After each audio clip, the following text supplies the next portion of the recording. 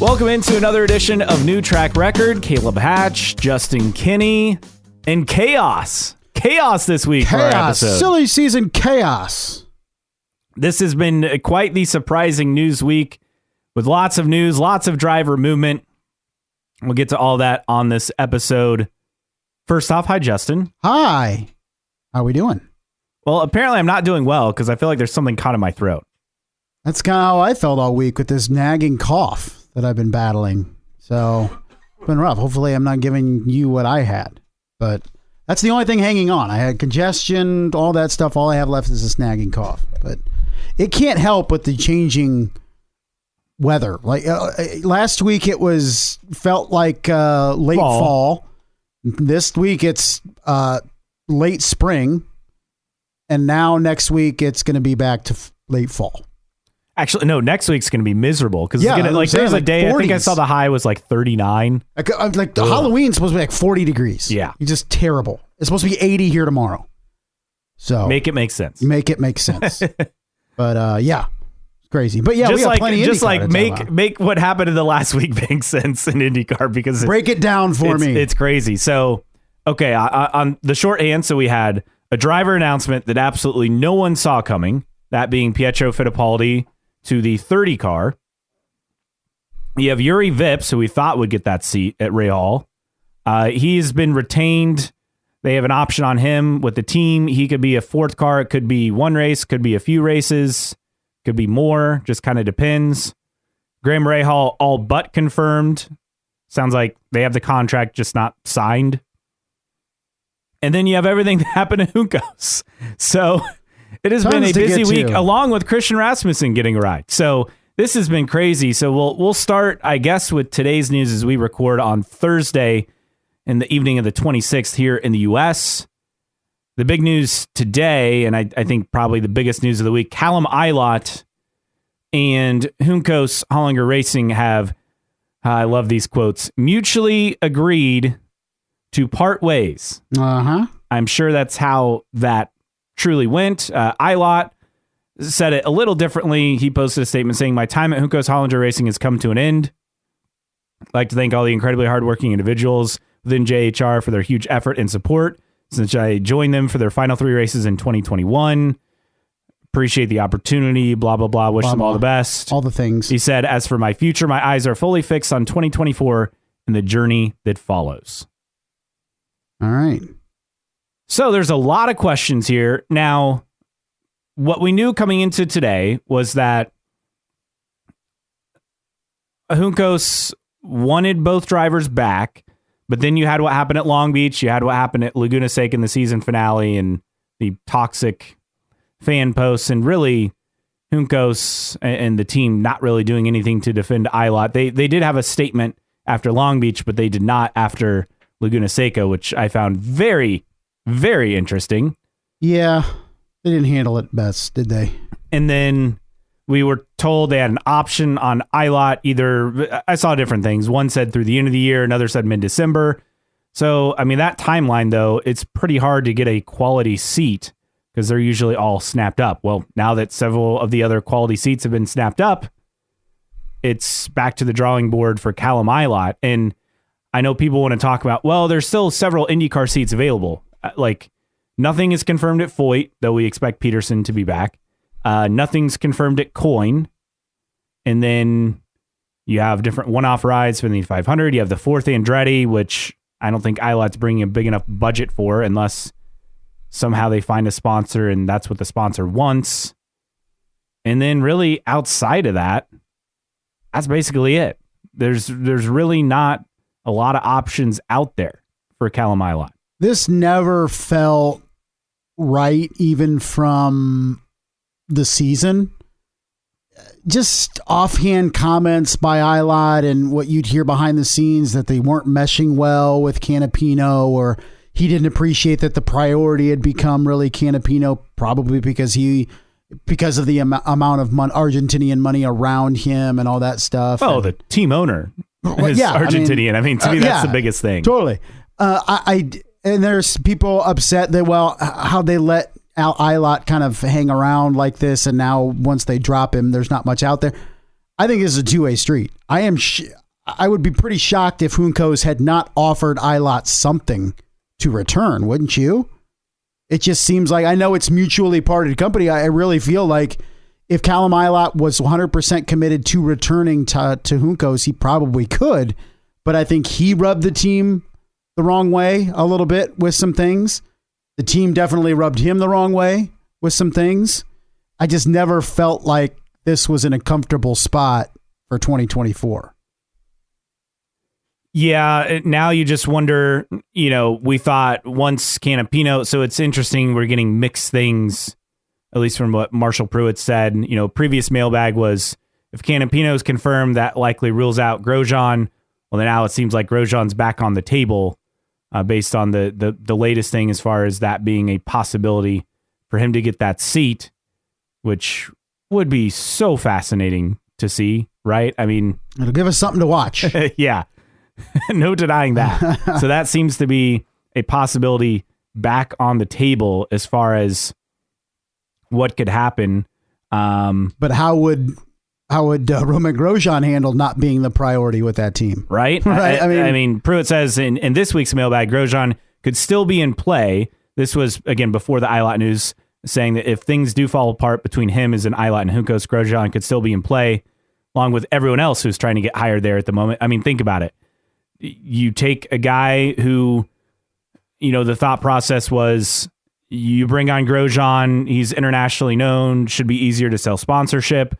Do you bring in a guy like a Stingray Robb or Devlin DeFrancesco who bring a lot of cash? Do you do something that's kind of in between? There are a lot of options here. Definitely a lot of options. I know people are looking at it like, how would you outright drop Callum Ilott for Romain Grosjean? I just don't know if that's really what has happened.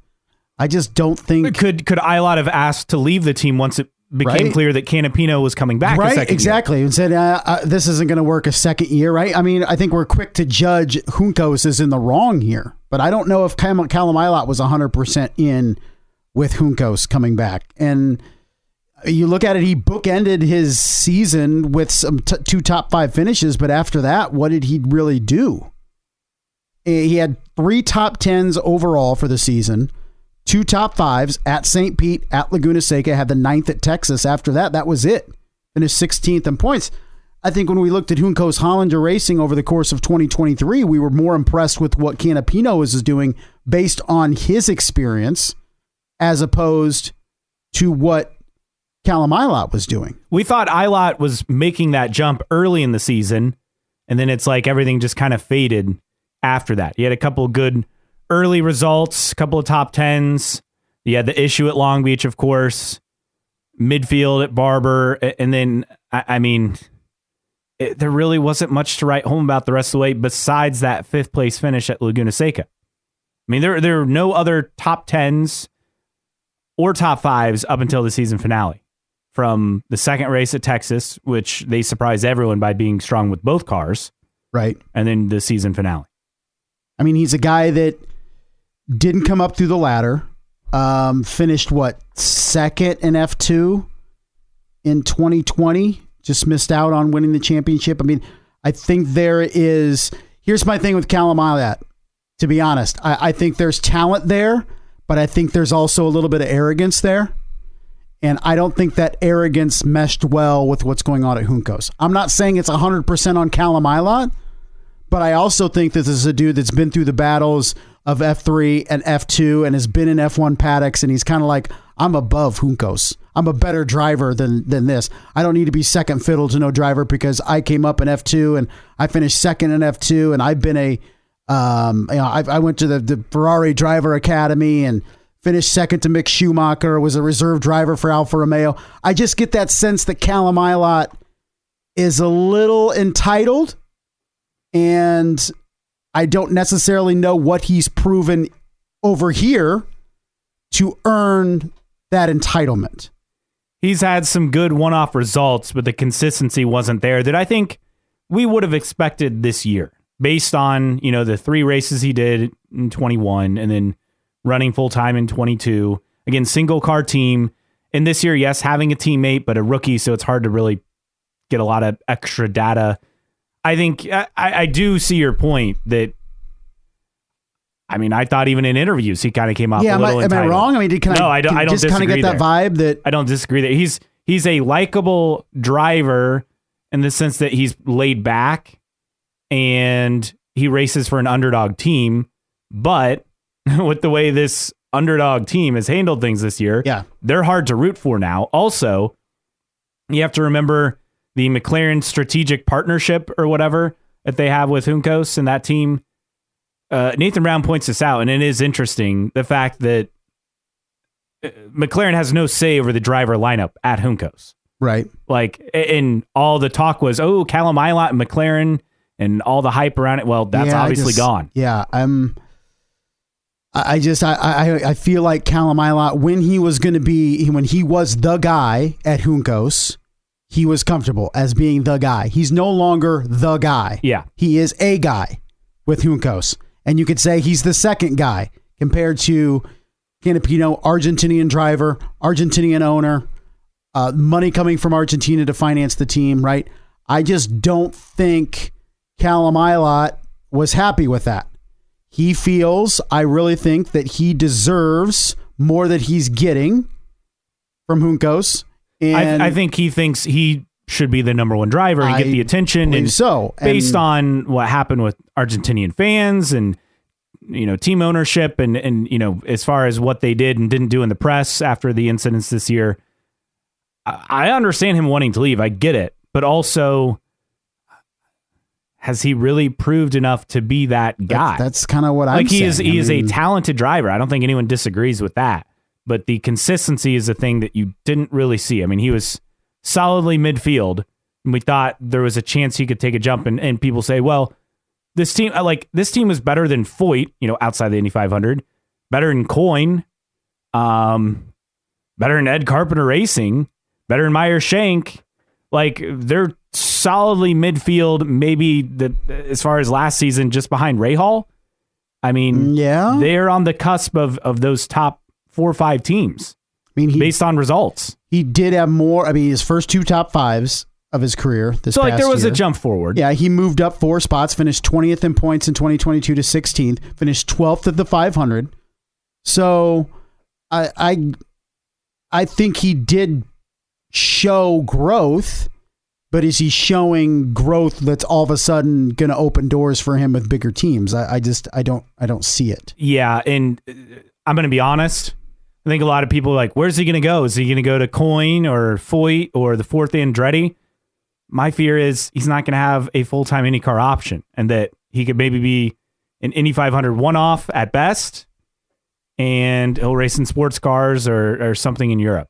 Not because of talent. It's just, it's this late in the game, and he's not a driver bringing a significant budget. Teams are going to go after Devlin DeFrancesco. They're going to go after Grosjean because Grosjean, I'm sure, brings some funding, or at least makes it easy to sell based on his F1 experience. The fact he's globally known, he's a known name, a known entity. Correct. Stingray Robb brings money. I mean, you look at Coyne and it's like, who has any idea what they're going to do? But if I were to place a guess, if it's people that we've actually heard of that have been around IndyCar, they'll just hire Stingray Robb and Devlin DeFrancesco and cash the checks. Yeah. Which is fine. I mean, that's keeps people in business. If it keeps the lights on, I guess. Keeps the lights on, and DeFrancesco's a guy who can maybe do something every now and then. I'm not saying he's going to win. They're not going to win races. They're not going to be competing for top 5s and top 10s, but I think at least Devlin DeFrancesco, I could say, feels like he belongs in an IndyCar. I don't know if I can say that about Stingray Robb. Maybe he improves in year 2, but he was drinking from a fire hose, as most rookies do, but it's not like he had the resume to get the shot in IndyCar. Look, I feel like Callum Ilott did. And does he deserve another ride somewhere? Yes.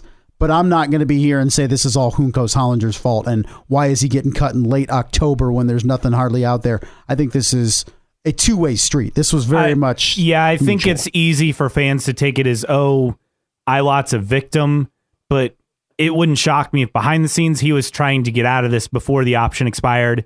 And if you think about it that way, Juncos did him a favor by not waiting until mid-December to release him. At least there's still rides available right now. I get people say, well, why wait 6 weeks? It's like they didn't have their driver lineup confirmed at all. They had a contract for Ilott for 24, but they had to find funding for both cars. Right. So it's not like things were a sure thing last month at Laguna Seca. And maybe that's looking at it and say Callum Ilott doesn't bring enough financing and we can get more financing secured if we bring in a Romain Grosjean.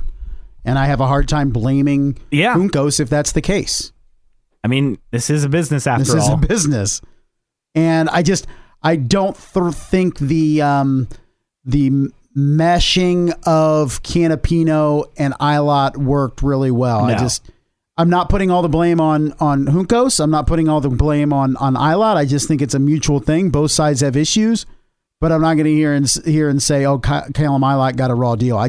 I feel like he's a little entitled and feels like he should be, like you said, Caleb, the number one dude at Juncos, and he's not really anymore, and that bothered him. It's like assembling a team of all-stars on an NBA roster. I mean, we've seen this happen with the Nets not once, but twice within the last 10 years. Right. With Pierce, Garnett, and Joe Johnson, and then you add James Harden, Kevin Durant, Ben Simmons, and just a constant circus. Yeah, it never seemed to work, did it? It looks good on paper, though. It plays great in a video game, but in real life, the personalities have to mesh. They have to mesh. And that seemed to be something that I'm sure that was missing here. And that's fine. Like, no one's to blame. It just was not the right fit. And I think that's what became clear, that Ilott probably felt like he no longer fit into the team with Canapino. Not that was Canapino's fault. It just priorities had shifted and things had changed internally. And we saw him kind of grit his teeth and just go through it this year. I'm happy for him to be out of that because it did not seem like a good environment for him. Yes. And what's also interesting is the plucky little underdog team. I mean, we said this earlier. We said this a couple years ago where they'd stepped their game up. They're no longer the plucky little underdog team. Can we stop with that now? Oh yeah. Like that's not been true type thing. That's not been true since the start of this past season. They have resources now. They have an investor in Brad Hollinger. They have money coming in from Argentina. They're looking at hiring a former long-term F1 guy.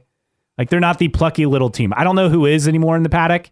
Like, you can't have that. It just doesn't exist in IndyCar today. Yeah. In my opinion. Right. Like, it's too, there's too much at stake. The budgets are too high. Like, you don't have that. That's okay. Right. But I think we can drop that narrative. I would think, particularly once Hollinger came on board. Like, Juncos by itself, yeah. But it has financing now and significant amount of resources. So hopefully it works out for Callum Ilott. Hopefully it works out for Juncos. But this isn't a thing that came out of left field whatsoever. After we saw, not even before the issues with Canapino and social media and Ilott and all that stuff, it just felt like there was a vibe with that team that those two guys aren't necessarily getting along or working well together and all that. And I'm not saying it was intense or malicious or whatever. It just didn't seem like it was working out.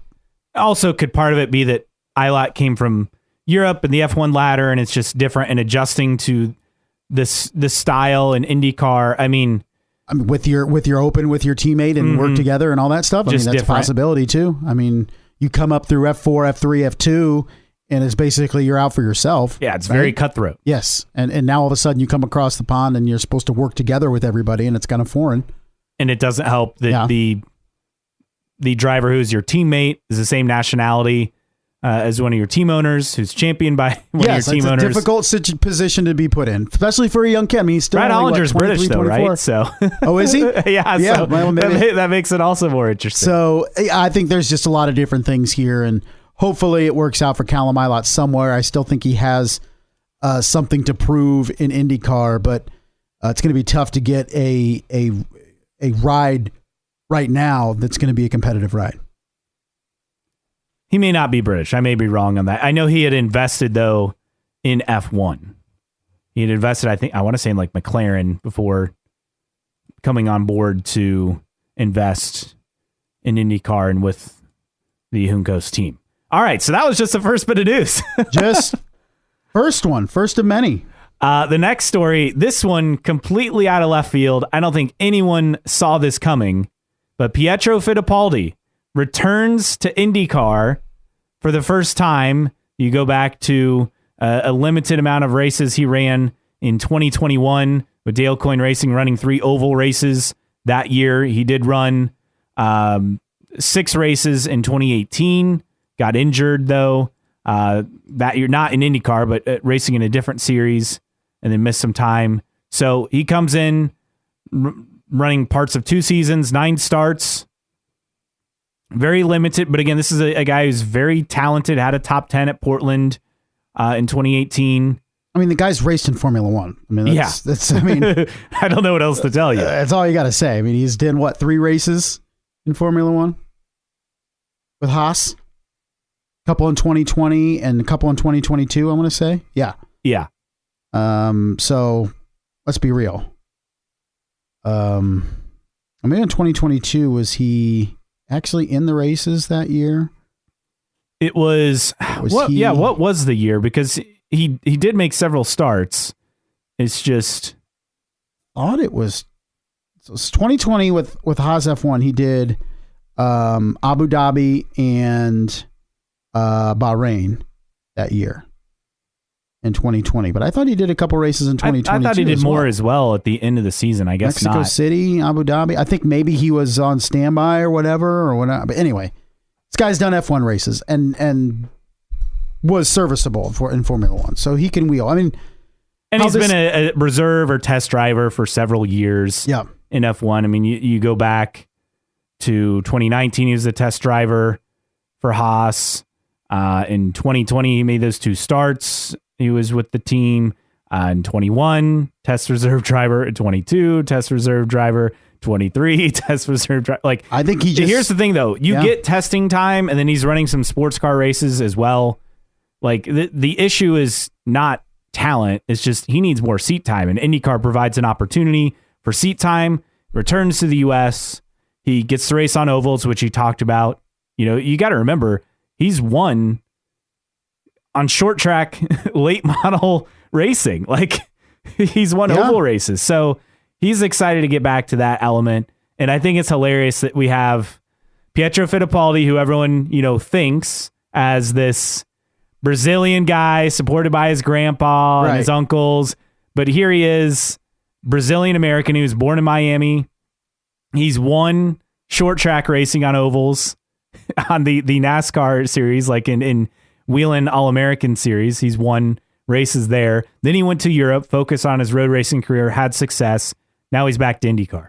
Well, I think you look at Pietro Fittipaldi, and he was young in his early 20s, and he looked at it as, I have an opportunity to bust into Formula One. He was able to do a couple races in 2020. Those are the only 2 races that he raced in that year. 2021, he had the 3 races with Coyne and only had 3 other races that year that he participated in. 2022, 8 races overall. During this year, 9 races, excuse me. So all of a sudden, he's 25, 26, now 27 years old, and he's going, all right, I'm probably not making it full-time in Formula One, and I'm only racing 6, 7, 8 times a year. Like, he needs to make a commitment somewhere, and everything came together for him to do it with Rahal. Now, I didn't know this. Max Pappas is his uncle. Did you know that? I did not know that. I didn't know that. So I thought that was fascinating to learn on all of this. But so he'll be in the 30 car. I'm excited for him to be back in IndyCar. It just felt like his time here was cut short previously. Yeah. And that we never really got, especially after he broke his leg in European Le Mans series race, that he broke his leg. And then obviously his time in IndyCar was just never felt complete, coming back in spurts. But again, a full-time opportunity. Looking forward to see what he can do. Obviously, I think people are excited to have the Fittipaldi name also back in IndyCar. Let's not kid ourselves. Yeah, it fits, right? Feels good to have him in there. And I do think that he has some potential, and haven't seen enough of him yet. And when he was racing, he was with Coyne. So, not to take anything away from Coyne, but it's Coyne. So this will be the most competitive ride that he's ever had in IndyCar. We'll see what he can do with it. He said, telling Racer, I've always had the goal to race in IndyCar full time because I love oval racing. Won races on ovals. I won a late model championship. I've won championships on road course racing. And for me, IndyCar is the perfect series. I was born in the U.S., so to be able to be stateside is something that I love. I've always been trying to come to IndyCar full-time since 2018. Honestly, I never gave up. I'm very persistent, so every year I would try. Obviously, he got this opportunity for 2024. They're working on sponsors and all of that, which with that Rahal team, I'm not really concerned on that aspect. We've seen this happen before where the teams announce rides and you're like, okay, that's great. And then a month or two later, there's no sponsorship. I'm not concerned on this aspect. I think they'll be okay there. So he's back in IndyCar. He'll have his opportunity. Did qualify well for the Indy 500, if I'm not mistaken, back in his lone start in, 2018. Started 13th, finished 25th. So that will be fun to see what he can do. Then you move into what else happened with the team. So Graham Rahal has yet to sign the extension, but it's close. It's basically all but a done deal. Bobby Rahal himself even saying, I think, it will be, we'll have him back for 2024. And you got to remember, Graham Rahal had a really strong close to the season after a tough start, not only for him, but for the team. And to have him back, to have a guy like Fittipaldi has F1 experience, who's racing IndyCar, and then obviously Christian Lundgaard, who is, I would say, on the, one of the top 10 drivers in the series, right? I mean, it feels like they have a really solid driver lineup. Then you get to Yuri Vips with him, and we thought that seat would go to him, right? I don't think anyone really thought otherwise there. And instead, he's been retained by the team. They're seeking a fourth entry with Yuri Vips, and they'll keep him on board again. Could be one race, could be a couple of races, could be a handful of races, but he will still be with the team in 2024.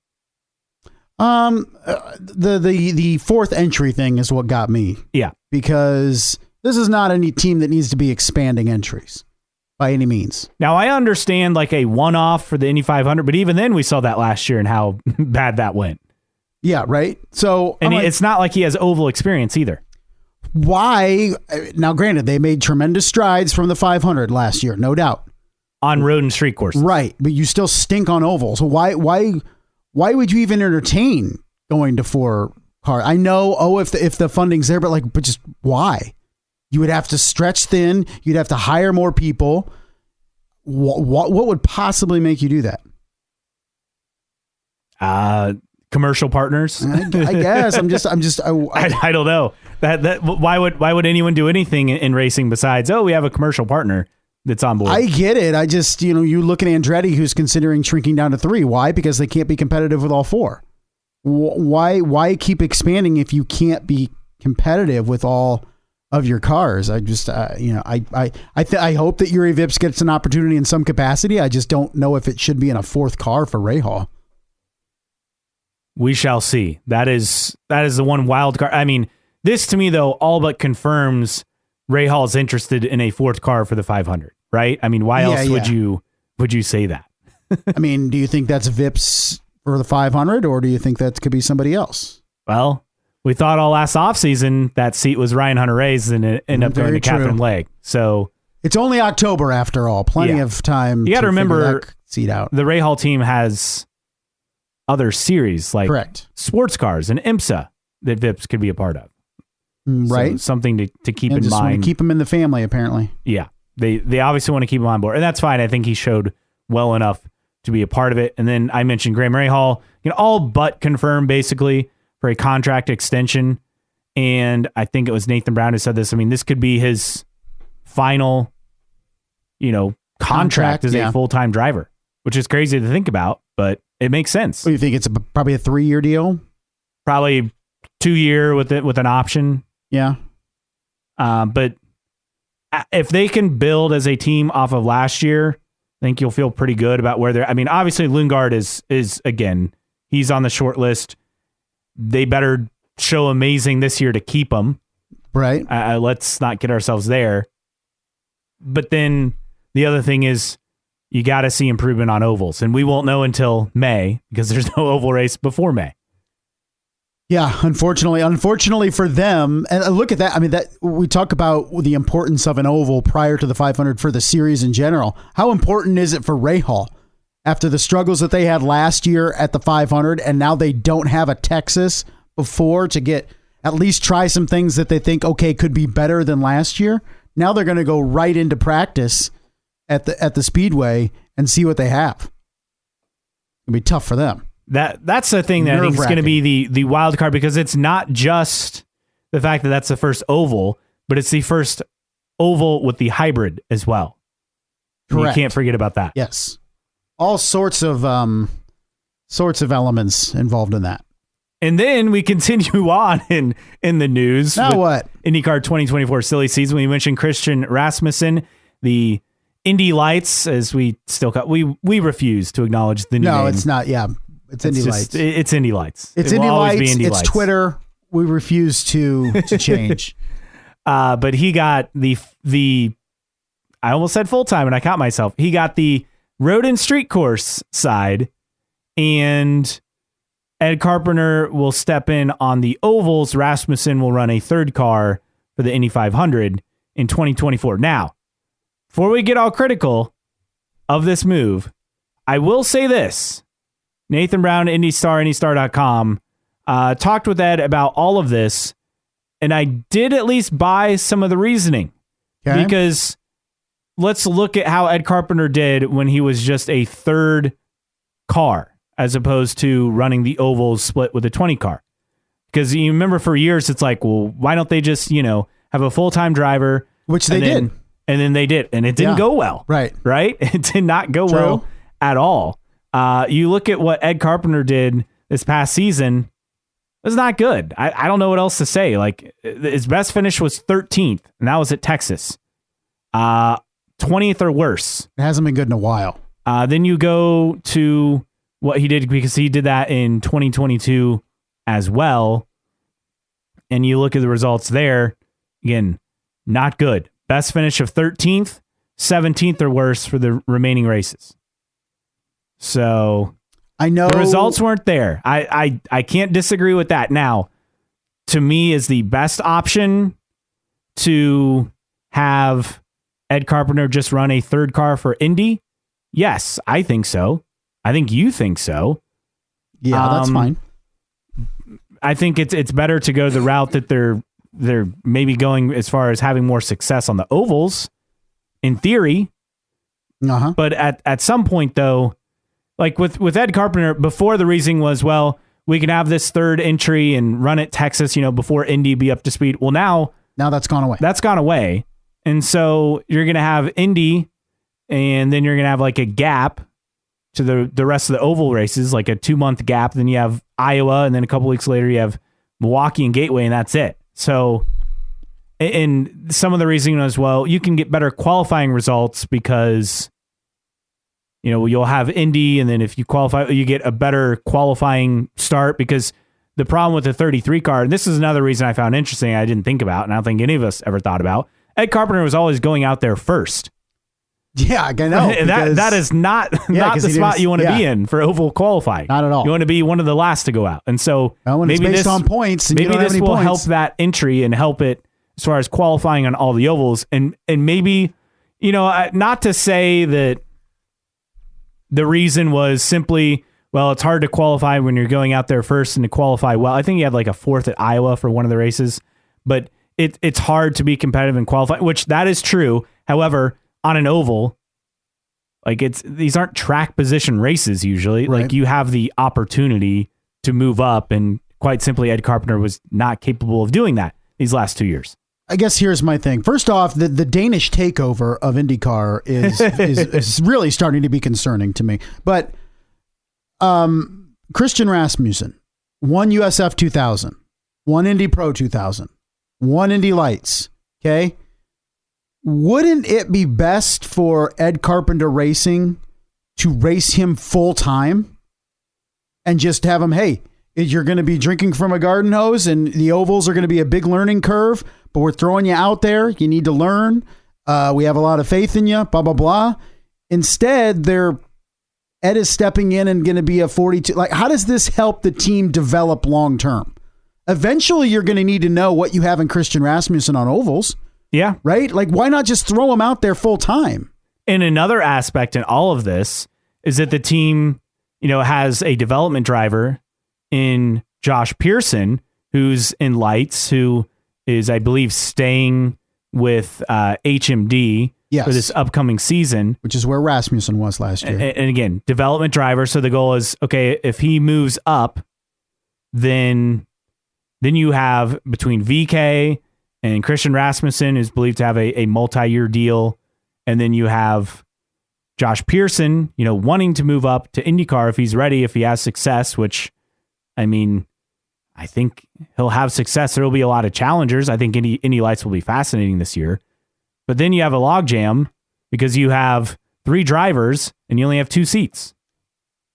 Yeah, I mean, if it was somebody coming from the outside that brought money that said, hey, this guy has oval experience or whatever, we're going to put him in the seat and stuff, I would understand that. But aren't you helping the team long term figuring out what you have in Rasmussen if he's starting all the races, if he's getting oval experience? Because he could be very good this year. Let's say he's serviceable this year on the ovals or on the road and street courses. You still don't know if he can be an overall driver in the series because he hasn't raced any ovals. My thing is, it still feels to me like Ed is just holding on just for the sake of holding on. And I get it. That's his right. It's his team. He can do whatever he wants. I just think when you look at trying to develop a driver, I feel like for a guy like Rasmussen, when the other option isn't necessarily a guy bringing money, it's the team owner just stepping in and driving. Isn't it better for Rasmussen to race the entire season? Yeah, it's hard to disagree. And since there's no oval before Indy, you can't really use the third entry excuse.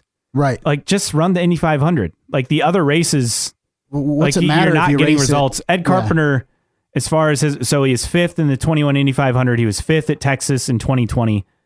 I don't believe he has a top 10 finish since then.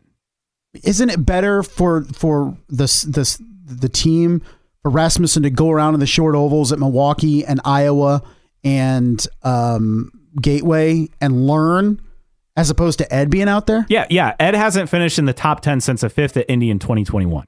Gosh, it feels like 2016. Now, again, you got to remember, third car the last 2 years, as opposed to the main entry. We'll see if that reasoning holds up over the course of the season. Yeah, we'll see. I just, I would just thrust Rasmussen in there full time. That would be my thing. But I don't know the answer to this. Now, is this the first Jay Howard driver development driver to graduate to IndyCar?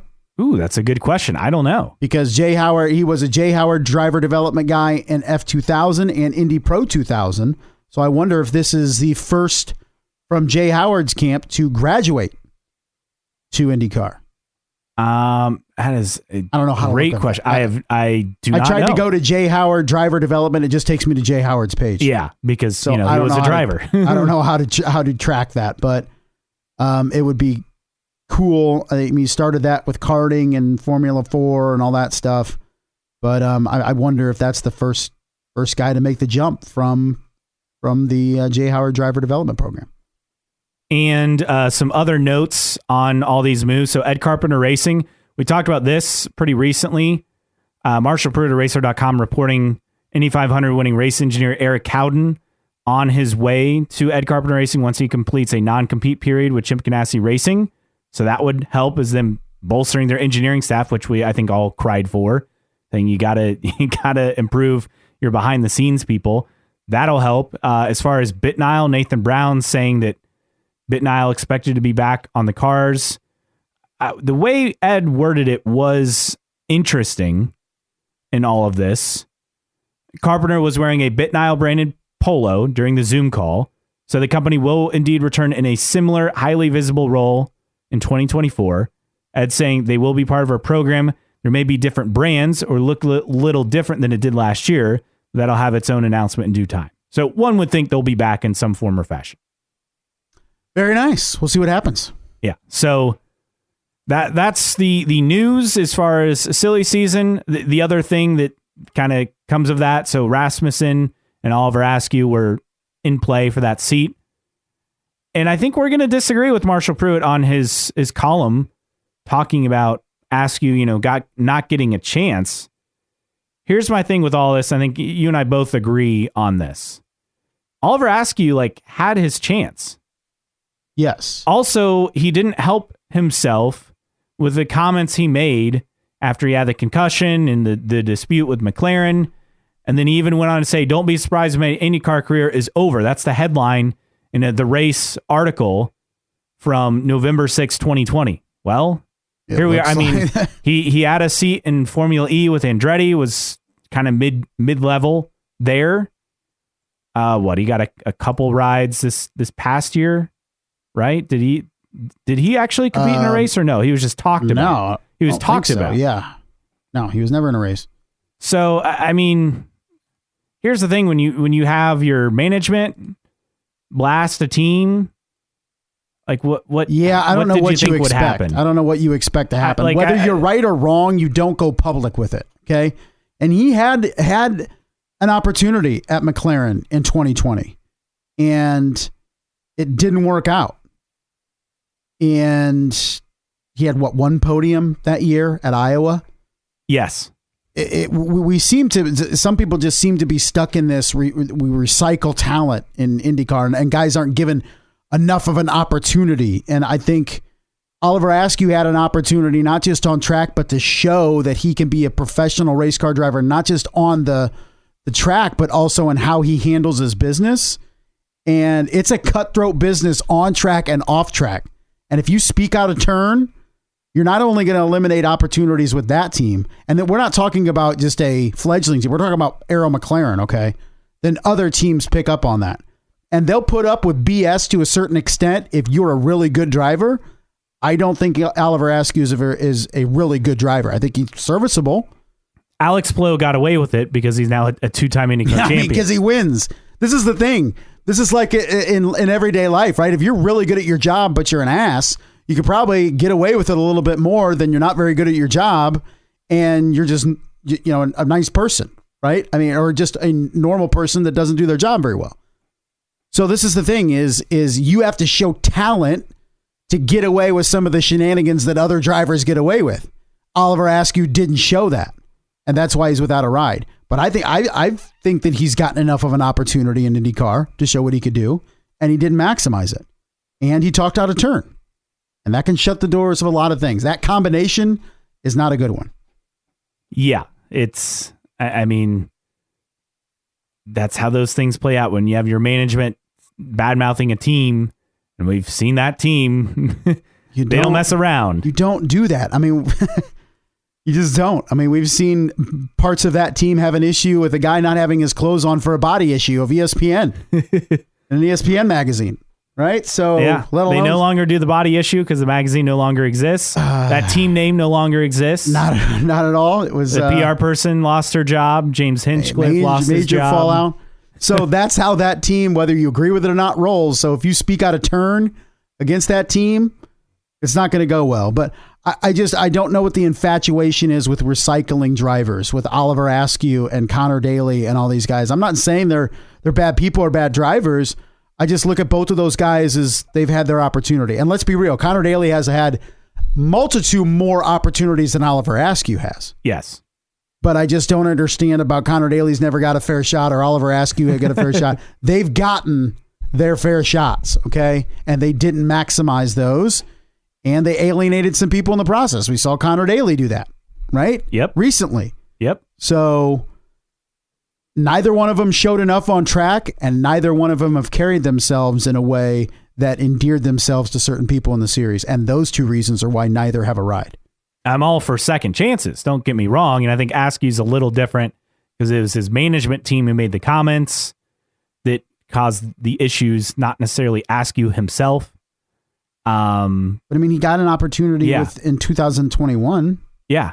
With Rahal for what? 3 races? Mm-hmm. Oh yeah, no, yeah, he's had other opportunities. So I guess I want to push back on this kind of narrative that he never got a shot. I mean, he had a shot at a top team his rookie year. He's had a handful of other races. He raced in Formula E. Like, he's had opportunities, and it's not like he's not a race car driver. He's just not an IndyCar.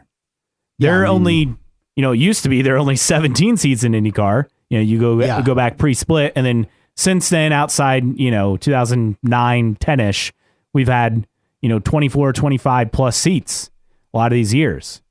It's very competitive.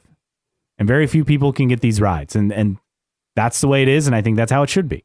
He's a guy that finished 16th in Formula E last year. Yeah, it's... I mean, I don't know a lot about Formula E. Formula E it's hard to have success. I do know that. Yeah, but he didn't. But Andretti's a good team in Formula E too. Yeah, wasn't Jake Dennis the series champion? I don't know. Last year, or the year before, like they've had success. Yeah, so he's not lighting it up at Formula E to where he deserves another chance. So I don't know. I'm not one to be on the Oliver Askew train here. If you agree or disagree with us, which I'm sure you just might, let's hear it. We'd love for you to interact with us. You can find us online, newtrackrecordpodcast.com. While you're there, check out the store. We have stickers and t-shirts for sale. You can also sign up for the email list. It is free to subscribe. You won't miss an episode or any special announcements. You can email us, newtrackrecordpodcast@gmail.com. On social media, IndyCar Podcast on Instagram and on Twitter. On Facebook, just search for New Track Record. You can support us via Patreon, patreon.com/newtrackrecord.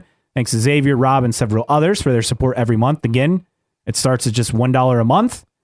And as always, you can download the podcast for free on your favorite podcasting platform: Apple, Spotify, Google, Amazon, Overcast, Castbox, Player FM, wherever you listen to podcasts, all for free. Mailbag time, and boy, do we have a lot to get to this week. A lot of it based on some quite silly season news.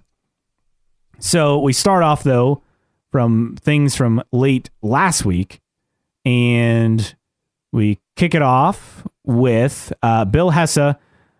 This we didn't even talk about this. Thermal, the $2,000 tickets. I mean, we touched on it last week, didn't we? Yeah, we did. $2,000 tickets. So I looked it up. Yeah. I went to Ticketmaster, and it takes you to another site. Remember, it includes lunch all 3 days. All 3 days. And parking. Yeah. And, pit access and all that, as it should. Right. But $2,000, and there's an $80 fee per ticket. Here's the thing. And now I get it. The initial wording was, they provided a limited amount of tickets to some of IndyCar's most ardent fans. That was, I think, the wording that Pruitt had on Racer. Now, does most ardent also mean most financially compensated? I guess. But here's the thing. The ticket prices are set by the track. That's the thing. Don't go with the series. They're not set by the series. This is not the series call. This is the track. Now, do they work together on these things? Yes. But I think this is thermal. If I'm IndyCar, if this event, which is, a unique event, it's non-points paying, so it's relatively low risk. There's no championship impact. Right. If it crashes and burns because they can't sell enough high-priced tickets to make this event work, if you're IndyCar, that's fine. It's a one and done. You got a race on national TV. You have a $1 million challenge. You'll get some press. This race is all about TV if you're IndyCar. Yeah, and okay, so let's take Thermal. Thermal is a country club feel. It's let's compare it to a Augusta. What's that? NOLA. No, I would say let's compare it to Augusta. Okay. It is the Augusta, not Barber. You can say it's the Augusta Motorsports. No, we're talking about the elitist.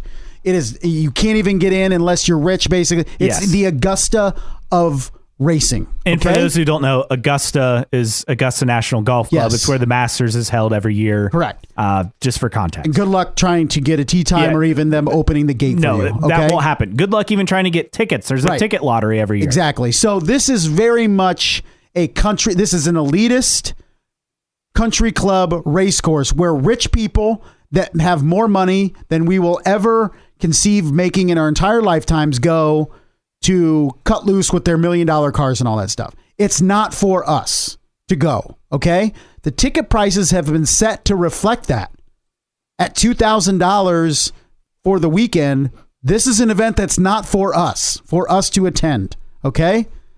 It's just like that. They want movers and shakers to come in and pay the $2,000. They don't want every Tom, Dick, and Harry that's just trying to get on TV in the background and is waving with their phone in their hand trying to get on TV. That's not the people they want at their establishment. And you know what? That's 100% their right to do that. So you can complain and whine and write into the mailbag on Racer and all this stuff how unfair it is This is what Thermal is it is a country club. It is not for us commoners, okay? And neither is this event going to be. And you know what? To me, that doesn't hurt my feelings at all. Here's the thing. People who live in the LA area who have money will find a way to attend. People who have money who don't live in the LA area who want to attend will find a way to attend. But you and I, living here in the Midwest, probably weren't going to attend anyway. Right. So what's the big deal? Also, and it's not like it's the only event in that area of the country. Yes, that is key. And again, not a point. How about you go to Laguna Seca? Because God knows they could use people going to that race. That's true. So that's my thing. Is like you're just kind of people complaining just to complain, kind of. I also, again, have no problem as long as it's a one-off. Now, if you add more races like this, then I start to have a problem. But you know what? If they want to have their rich little country club race and everybody comes and all the rich folks wine and dine each other and it's all hotty-toddy. And it amounts to sponsorship money for teams in the series. Right. That's my thing. If it came out in 2 years and there's a guy that or a girl, whoever that invests in the series, major investor, and they said, well, I just, went to Thermal and got hooked. All the people complaining will not be complaining more. It'd be like, oh, it was absolutely worth it. And that's what the point of this event is. This is a as far as we know, for now, a one-off event that could be a long-term play for the series itself. And it's the equivalent of kind of like Augusta if they came out and said, okay, we're going to host, in addition to the Masters, we're also just going to host a regular PGA Tour event. But you know what? It's still going to cost a crap ton to get in. And people will be like, well, that's no fair. We want to go see the PGA Tour and the golf. Well, nope, sorry. That's just the way it is here. That's just the way it is at Thermal. Okay. I mean, I would guarantee you 90% of the people complaining about the cost, like you said, weren't going to go anyway. So what are you complaining about? Here's the thing. We did all that, and I realized I didn't even say the guy's comment. Bill Hessa said, all these people as if I would be going. Here's an idea. You don't like the price, or you don't like that price, get some tickets for a different event. How about some for the mile to start? And I guess that is my biggest thing. Go to Laguna Seca. Go to Long Beach. Go to Portland. IndyCar, this from Mom 2X over 2002. IndyCar version of an F1 race. Good Lord. NK Harden said, I mean, if people think the price is outrageous, you're not the one they're trying to sell to. Exactly. Not every event needs to be designed for everyone. I would imagine that most of those tickets will be bought by teams and sponsors anyways. Get Peacock, grab a beer, and enjoy it home. Right. You don't even need Peacock for this one. That's the thing. Exactly. And I know even like writers that cover the series are outraged. And so this is just, it's not an event for them. It's not an event for the common folk. And you know what? I don't care. Like let's take the Super Bowl. If this, like when the Super Bowl is not an event for you and I. Right. Exactly. Unless you're just stupid and want to spend, like when the Super Bowl was in Indianapolis, it was like, yeah, well, I guess you could theoretically go. Yeah. Hundreds of dollars to go. But you know what? I'm more comfortable watching at home. I could just go to a regular NFL game or whatever. It's just kind of the equivalent of that. Jamin T14 posted a GIF. There will be no crying today. There's plenty of people crying about the cost of a race that they weren't going to go to in the first place. This from Jeff Zerneski. Moving on. I'm hoping that Beth Paretta's new sponsor is Target, Valvoline, or Texaco. Well, we learned in this week's Racer.com mailbag that the answer to that question is the National Guard.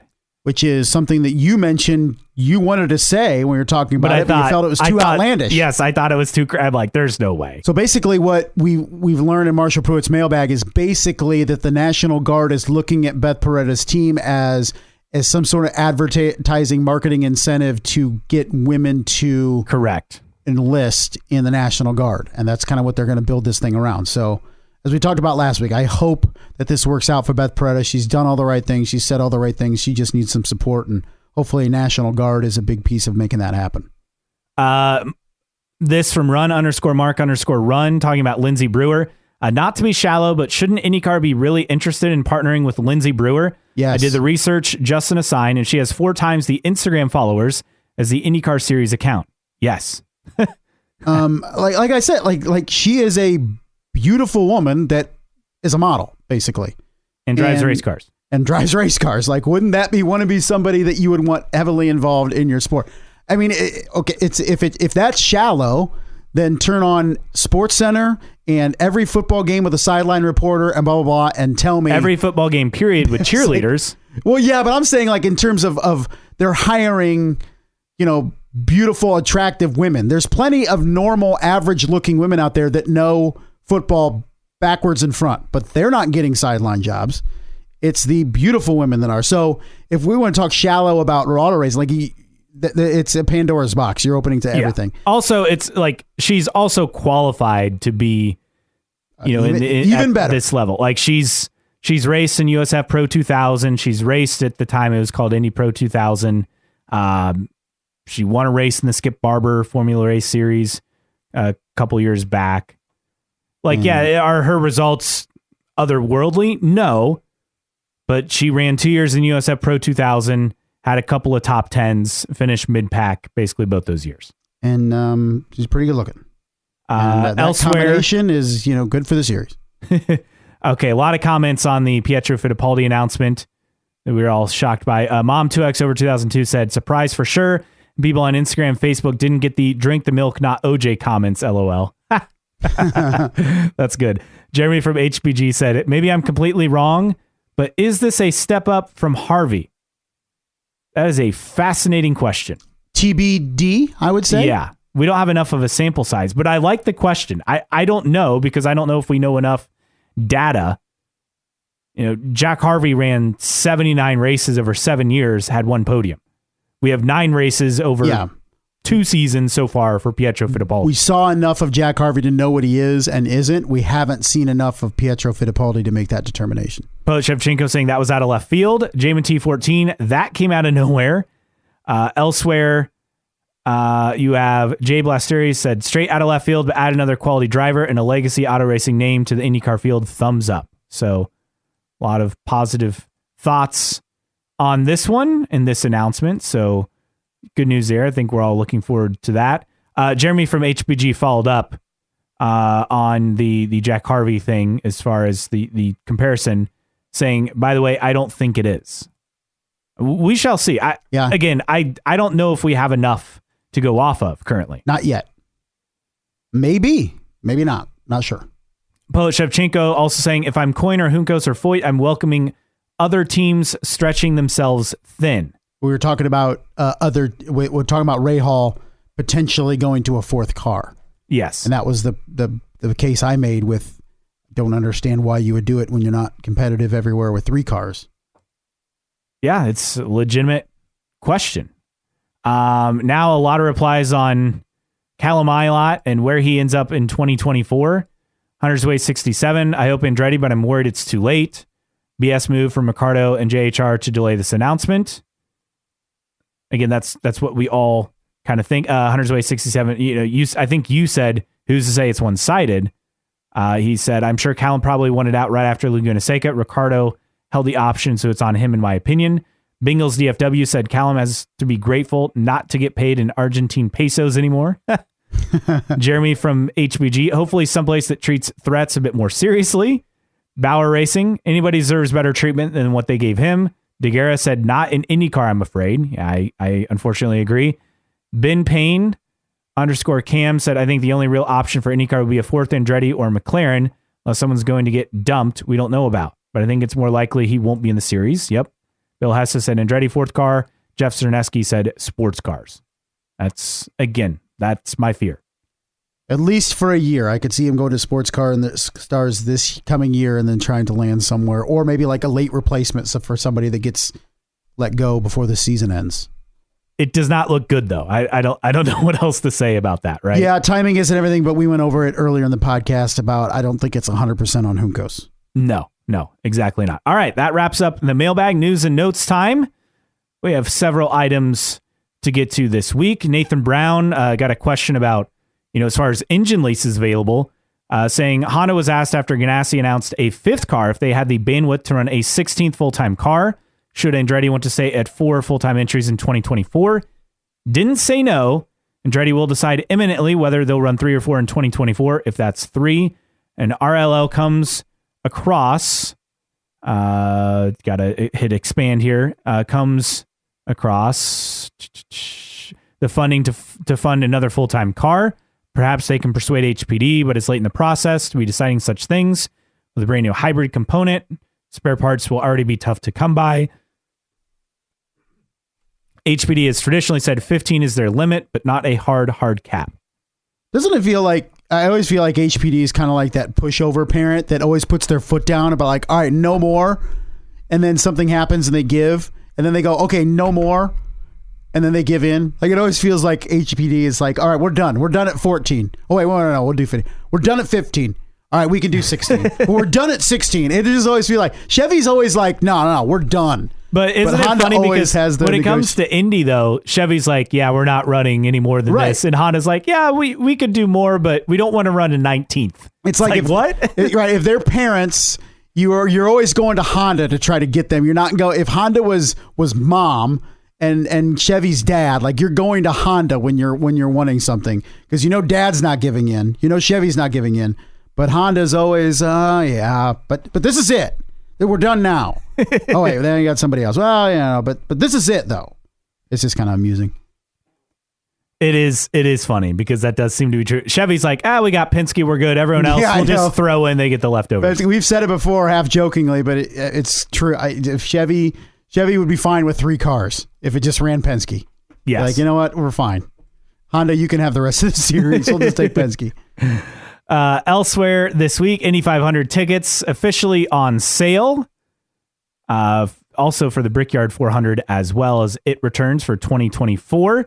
Flat Rock Motorsports Park and Motor Club, they marked their 1-year anniversary since breaking ground. There are some aerial images of the track. I think I saw a rumor they've been in talks with MotoGP for a race. This is the track that is outside Knoxville, Tennessee, about 30 miles west of Knoxville. There's a 30-degree bank turn. Really? Yeah, turn 3 has 30 degrees of banking, which I find fascinating. That'd be wild and MotoGP. Yeah, wondering how that would work for IndyCar because a lot of talk was this track in IndyCar if Nashville went away permanently. Obviously, that's not on the table anymore. Do you think at any point in the future that IndyCar has a Nashville street race and a Flat Rock race? Maybe, but it would have to be the track, wanting it. Right. It wouldn't be the other way around because IndyCar would be like, yeah, we're in Nashville. Like we're in that market. We don't need How close are they?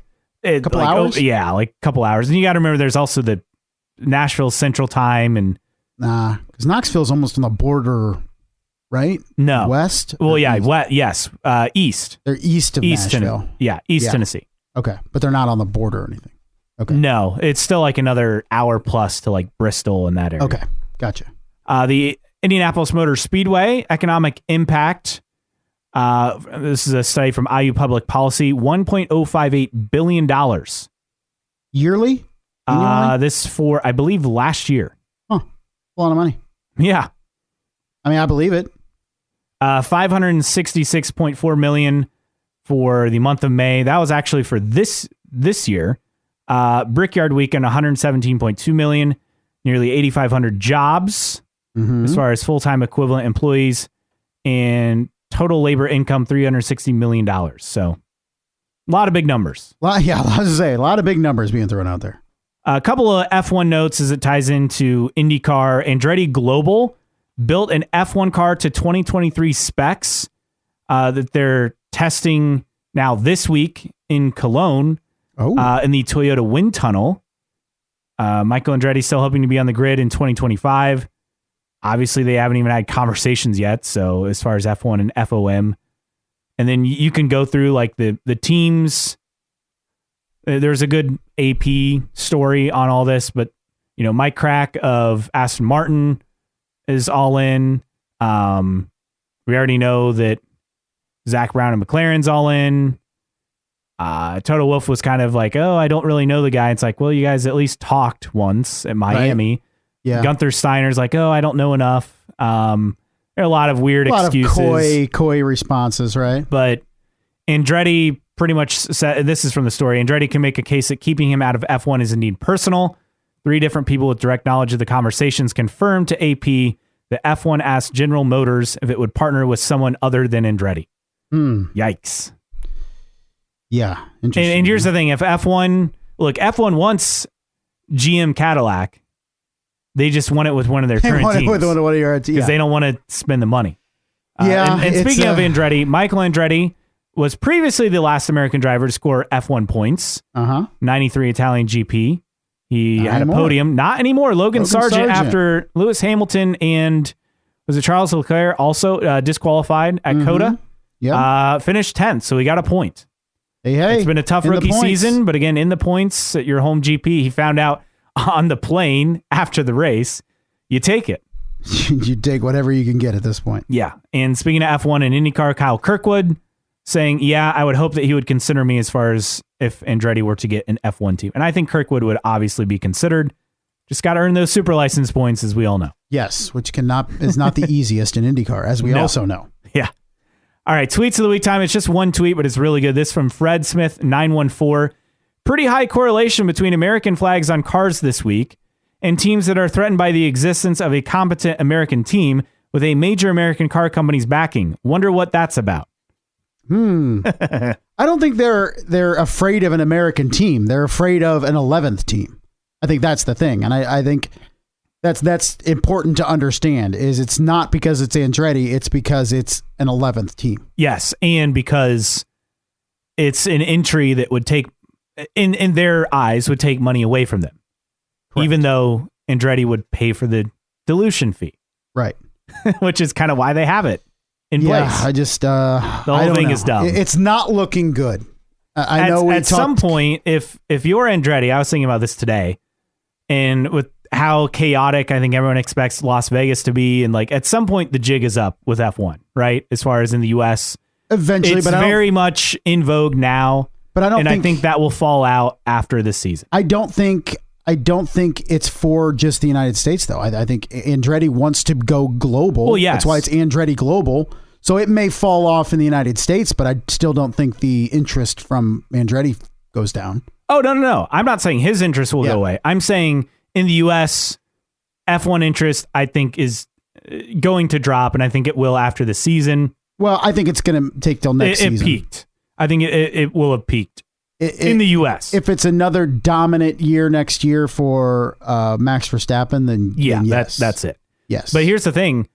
F1, say in 3 to 5 years, when they don't have all this American investment and interest, will probably come back and like be begging for him to, if they don't approve. Yeah, maybe. Be like, oh, yeah, we want you now. And it's like, funny. Yeah.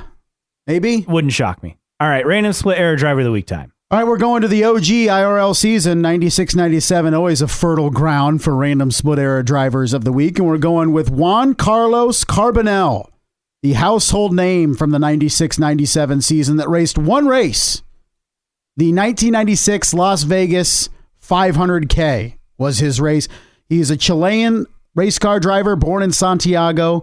He began racing in the Chilean Formula 3 Championship in 1989 to 1994. I know you have the VHS tapes of each of those seasons at the house somewhere. Moved up to Indy Lights in 1995 and have no idea how he did it. That's not on his Wikipedia page. Nope.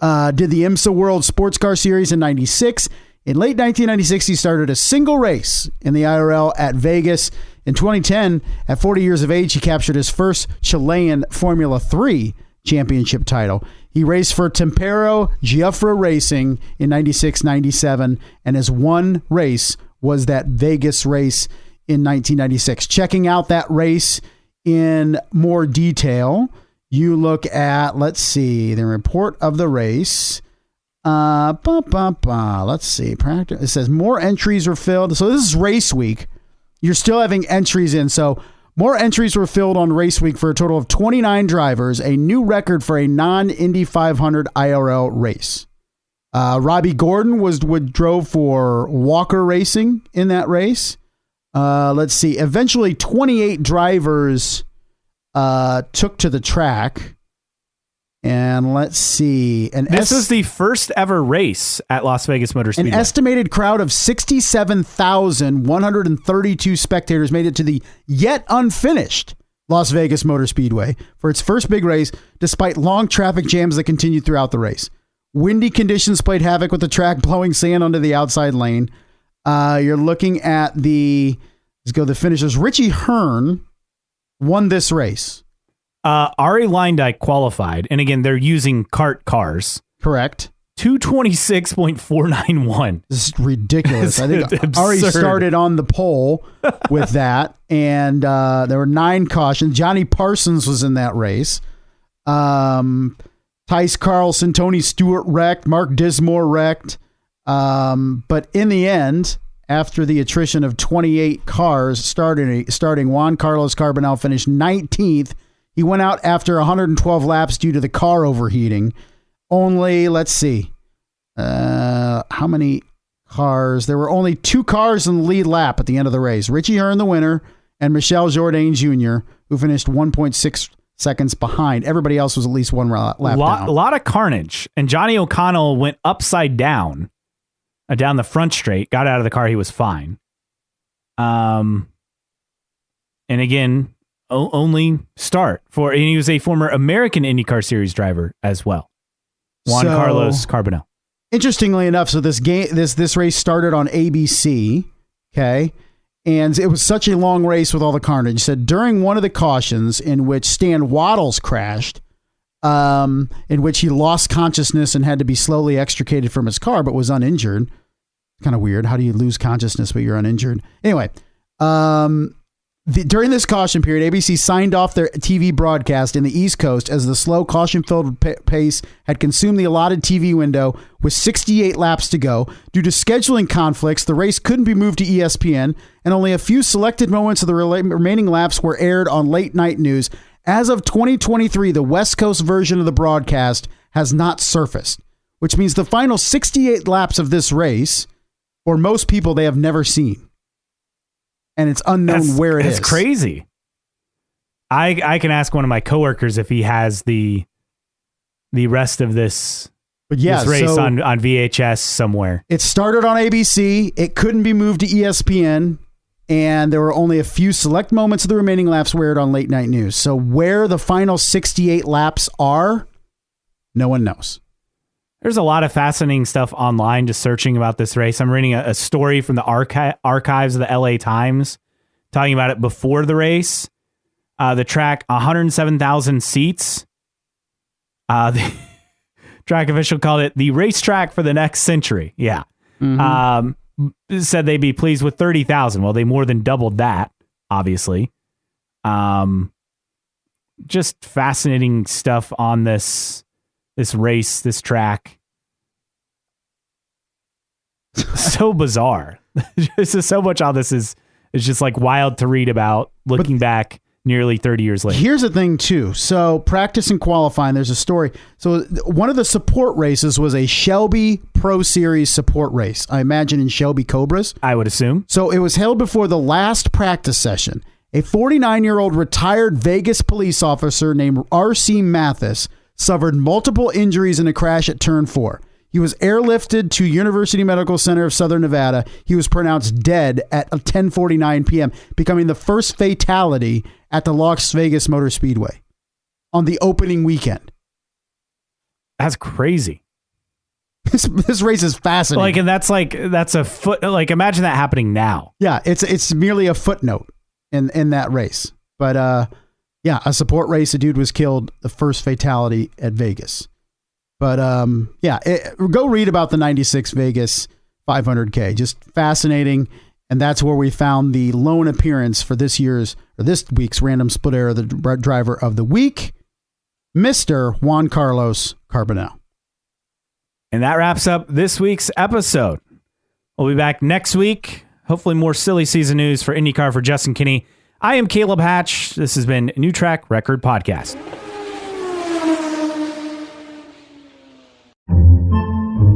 Podcasts by Federated Media.